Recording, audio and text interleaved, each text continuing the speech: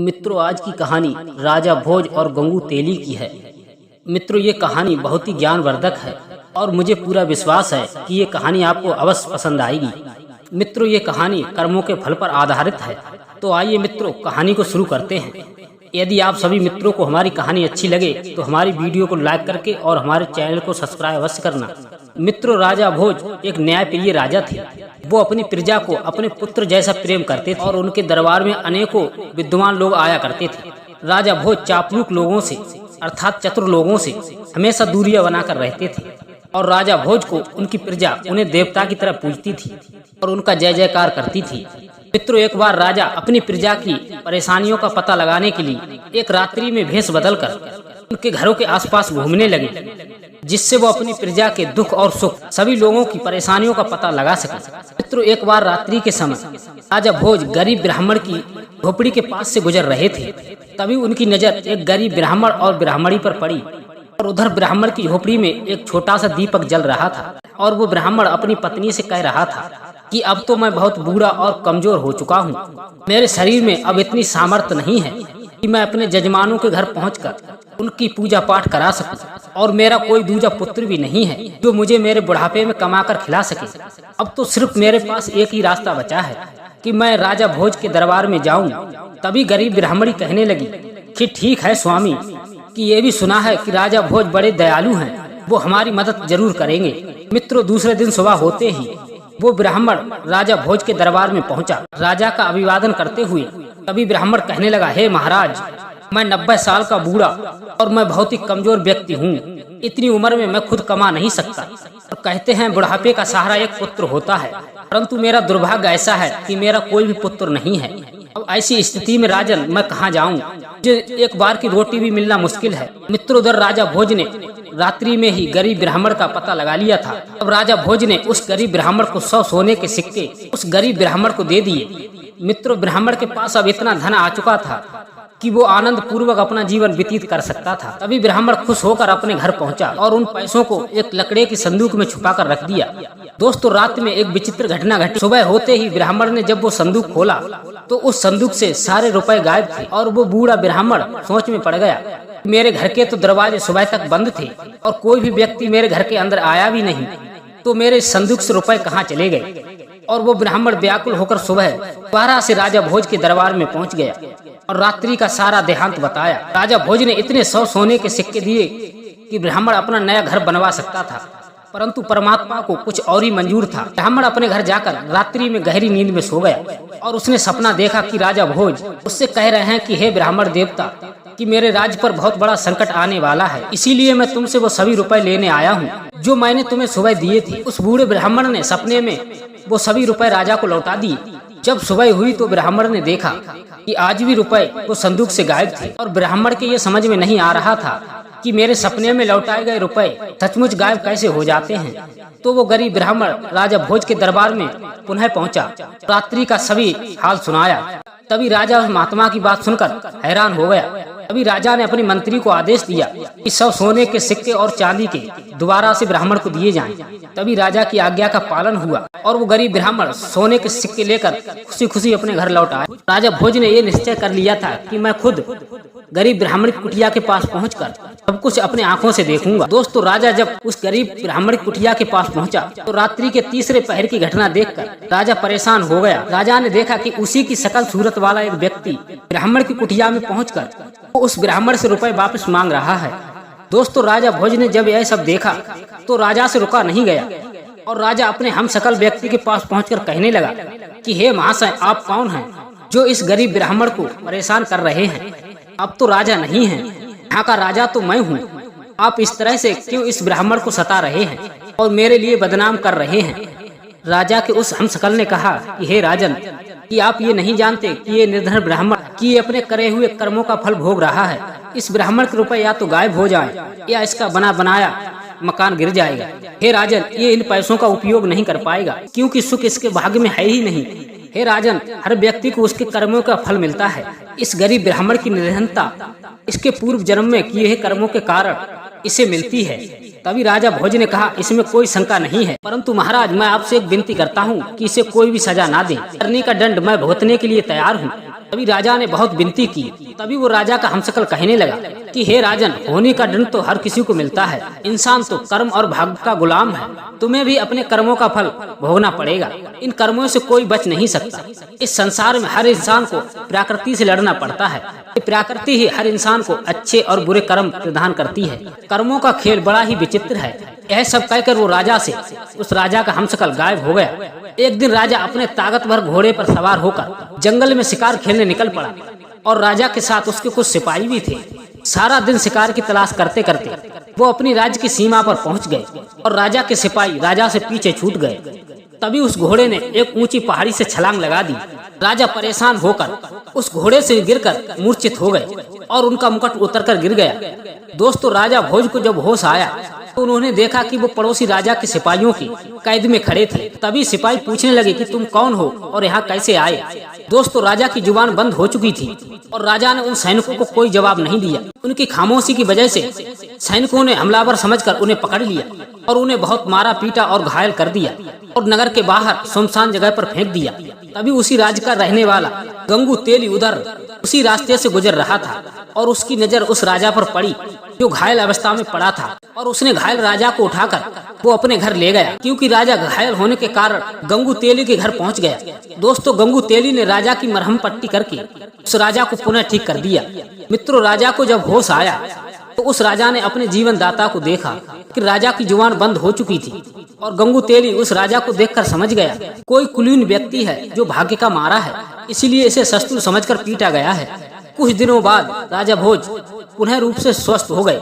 दोस्तों, राजा भोज ये सब जानते थे कि सत्यता जानने पर इस राज्य का राजा उन्हें शत्रु समझकर उन्हें कैद में डाल देगा, इसीलिए वो राजा भोज चुप रहे।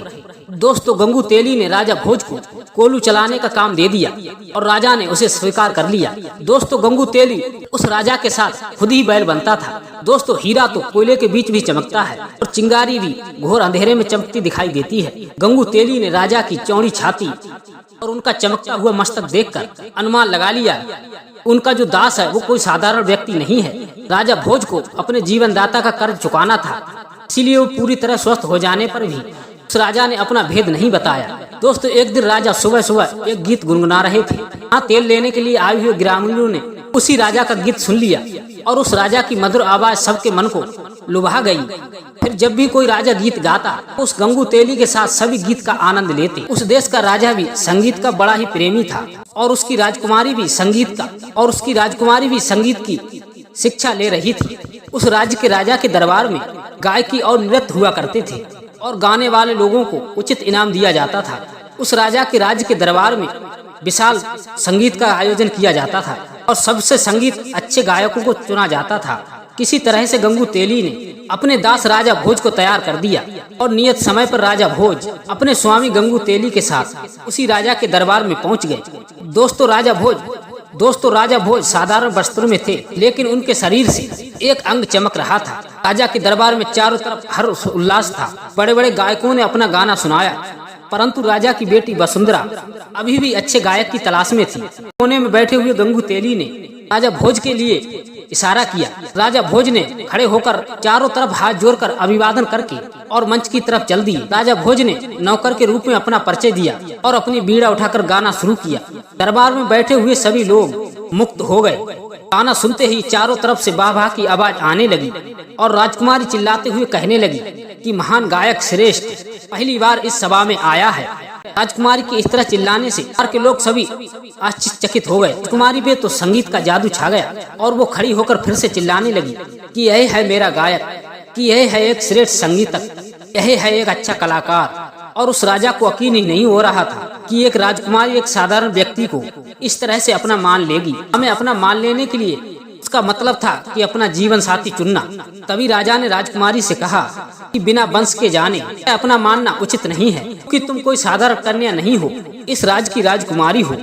तभी राजकुमारी कहने लगी, हे पिताजी, ये कोई साधारण व्यक्ति नहीं है, यही एक कोई बहुत ही अच्छा राजकुमार है, आप इसकी परीक्षा लेकर देख ले। राजकुमारी वसुंधरा ने पूरी विश्वास के साथ उत्तर दिया, क्योंकि उस राजकुमारी का मन कहता था कि ये कोई साधारण व्यक्ति नहीं है, और उस राजा के दरबार में ज्ञानियों की कमी नहीं रहती थी। 4 विद्वान कर्मदेव और धर्मदेव, तपदेव और पुण्यदेव बैठे थे। राजा ने दरबारियों को संबोधित करते हुए कहा कि हे विद्वानों, कि हम इस व्यक्ति का परिचय इसके गुणों से जानेंगे। हमारे 4 विद्वान ही उस श्रेष्ठ गायक का चुनाव करेंगे जिसे वसुंधरा पसंद कर सकेगी। हम स्वयं इन 4 विद्वानों से उस व्यक्ति के बारे में प्रश्न करेंगे। सबसे पहले सिद्धराज ने धर्मदेव से प्रश्न किया, इस राज्य में सबसे अधिक धार्मिक राजकुमार कौन है? तभी धर्मदेव ने कहा, महाराज, आप तो स्वयं बुद्धि के भंडार हैं, परंतु मुझे तो जहाँ तक देश प्रदेश का ज्ञान है, धारा नगरी के राजा राजकुमार भोज वो बड़े ही धार्मिक कार्य किए हैं और सारी प्रजा उन्हें देवता की तरह पूजती है। राजा सिद्धराज ने अगला प्रश्न तपदेव से किया कि हे तपदेव, आप बताएं कि इस धरती पर किसे तपस्वी मानते हैं? तभी तपदेव ने कहा, हे महाराज, राजा भोज ही कई युद्धों में जीवन मृत्यु के बीच पहुंचकर विजय हुए हैं। ऐसे व्यक्ति को मौत भी आ जाए तो भी उनका कुछ नहीं बिगाड़ सकती। फिर राजा सिद्धराज ने तीसरा प्रश्न कर्मदेव से किया कि आप बताएं कि इस धरती पर किस व्यक्ति के कर्म अच्छे हैं? तभी कर्मदेव ने कहा, हे महाराज, यहाँ तक मुझे ज्ञान है, राजा भोज के ही कर्म बहुत अच्छे हैं। राजा सिद्धराज ने पुण्यदेव से किया कि हे पुण्यदेव, आप बताएं ऐसा कौन सा पुण्य आत्मा व्यक्ति है जो हमारी सभा में हमारे सामने आकर हमारी राजकुमारी का बात मांग सके। हे महाराज, ऐसी पुण्य आत्मा इस धरती पर सिर्फ एक राजा भोज ही हैं। धर्म पुण्य की कहानियां अनेक चलती रहती हैं और वो इस धरती पर बहुत महान हैं। तभी पुण्यदेव ने स्पष्ट किया। सारे दरबार में सन्नाटा था कि अब इस व्यक्ति का क्या होगा। व्यक्ति चुपचाप खड़ा था। फिर राजा ने उस व्यक्ति से पूछा, तुम अच्छे कलाकार अवश्य हो, परंतु हमारे सभासदों का निर्णय सुनकर आपके ये समझ आ गया होगा कि अच्छा कलाकार कौन है। हमारी बेटी ने कैसे अचानक दरबार में इतनी जल्दबाजी क्यों कर डाली जो आपको चुन लिया? हमारी बेटी तो सिर्फ राजा भोज के ही लायक है। हमारे विद्वानों के कहने के अनुसार राजा भोज में 4 गुण धर्म और कर्म, तप और पुण्य मौजूद हैं। तभी वो युवक कहने लगा, नहीं महाराज, हमारी दृष्टा क्षमा करें, भोज के गुणों से भी कोई बड़ी शक्ति है जो महान व्यक्तियों को भी अपने बस में कर सकती है। तभी राजा सिद्धराज चिल्लाते हुए कहने लगे कि तुम हमारे विद्वानों का अपमान कर रहे हो। क्या धर्म और कर्म, तप और पुण्य से भी बड़ी कोई इस धरती पर शक्ति है? हे युवक, तुमको ये नहीं पता हमारे विद्वानों का अपमान करने का तुम्हें दंड क्या मिल सकता है, ये तुम नहीं जानते। तभी वो व्यक्ति कहने लगा, हे महाराज, दंड तो बुरे कर्मों वालों को मिलता है, परंतु सत्य बोलने पर नहीं। सत्य बोलने वाले को इनाम मिलता है। तभी उस व्यक्ति की बात सुनकर भरी सभा में वाह वाह की गूंजें उठी। बताओ क्या मतलब है इसका? तभी राजा सिद्धराज कहने लगे, कैसा इनाम? तभी राजा सिद्धराज कहने लगे, धर्म और कर्म, तप और पुण्य से भी बड़ी शक्ति होनी या भाग्य। राजा भोज सभी होनियों के साथ साथ दर बदर की ठोकरें खा रहा है, परंतु होनी बड़ी ही प्रबल है और इस होनी को कोई नहीं टाल सकता। तभी राजा सिद्धराज कहने लगे, क्या तुम ही राजकुमार भोज हो युवक? वो व्यक्ति कहने लगा, हाँ महाराज, मैं ही वो ही राजा भोज हूँ। ये सब प्रकृति का खेल है जो मैं आज आपके बीच हूँ। राजा भोज ने अपनी शिकार की सारी बातें बता दी और कहा, महाराज, आपके सैनिकों ने तो मुझे अधमरा करके फेंक दिया था। अरे भला हो इस व्यक्ति का, इस गंगू तेली का, इसने मेरे प्राण बचाए, परंतु मैंने इसे भी अपना परिचय न देकर इनकी दास्ता को स्वीकार कर लिया। सारी सभा में बाबा का माहौल हो गया और पूरी सभा में राजा भोज का जय जयकार होने लगा। इसी के साथ साथ राजकुमारी वसुंधरा ने राजा भोज के गले में जयमाला डाल दी और राजा भोज से विवाह कर लिया। दोस्तों, राजा भोज का विवाह पूरी विधि विधान के साथ हुआ। दोस्तों, इस समय होनी राजा भोज से बहुत ही प्रसन्न थी। हर व्यक्ति की जुबान पर सिर्फ एक ही बात गूंज रही थी कि कहाँ राजा भोज और कहाँ गंगू तेली। मित्रों, यदि कहानी आपको ये पसंद आई हो तो हमारी वीडियो को एक लाइक करके और हमारे चैनल को सब्सक्राइब करने की कृपा अवश्य करना, क्योंकि हमारे चैनल के माध्यम से इसी तरह की ज्ञानवर्धक वीडियो देखने अथवा सुनने को मिलेंगी। तो हमारी वीडियो में कोई न कोई अच्छा संदेश आपको अवश्य मिलेगा जो आपके जीवन में बहुत ही काम आने वाला है। तो मित्रों, हमारे चैनल को सब्सक्राइब करने की अवश्य कृपा करना। मिलते हैं और ऐसी किसी ज्ञानवर्धक कहानी के साथ। तब तक के लिए जय श्री कृष्ण, जय श्री राधे।